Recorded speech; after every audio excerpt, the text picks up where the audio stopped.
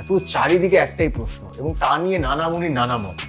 এত কোন তেল খাবো আর কোন তেল মাখবো?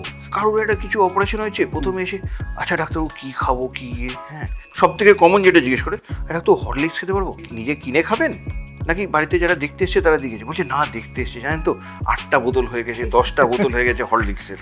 আপনি বলেন আমায় কিছু দিয়ে দিন। একটা লোক এসছে, তার তেল নুন সব বন্ধ করে দিচ্ছে। লোকটা এসে বসতে পারছে না, বসছে, সে হাত পাগুলো ফ্লপি হয়ে গেছে, সে এরকম করে পড়ে যাচ্ছে। আমি বলছি এ কি অবস্থা রে ভাই? যে ভর্তি করলাম ওকে, ভর্তি করলাম। বলে কি খাচ্ছিলে দিন? বলছি কিচ্ছু খেয়ে দিচ্ছে না, ওই শুধু সেদ্ধ দিয়ে কথাও তার জড়িয়ে যাচ্ছে। তারপরে তার সোডিয়াম করলাম, সোডিয়াম দেখি 122। বলে হাই এ কি করছো, এত কম সোডিয়াম? ও তো কিছুই দেয় না আমাকে। তেল নিয়ে বিষয়টা হচ্ছে গিয়ে যে কোনো তেলই খাওয়া যায়, পরিমাণটা ইম্পর্টেন্ট। আমি তো সবাইকে বলি যে আজকে যার বাইপাস হয়ে গেছে তার আবার নেক্সট হার্টের অসুবিধা হওয়ার চান্সটা কম, বাড়িতে অন্য যারা আছে তাদের কিন্তু চান্সটা সব থেকে বেশি। হ্যাঁ, সুতরাং নিজেরা তেলে ভাজা খাবো আর ওই লোকটাকে কিছু খেতে দেবো না, এটা কিন্তু ভুল। তো সুতরাং তেল সবই খেতে পারো, 2বার করে ভাজাটা উচিত না, আর পরিমাণটা কম খেতে হবে।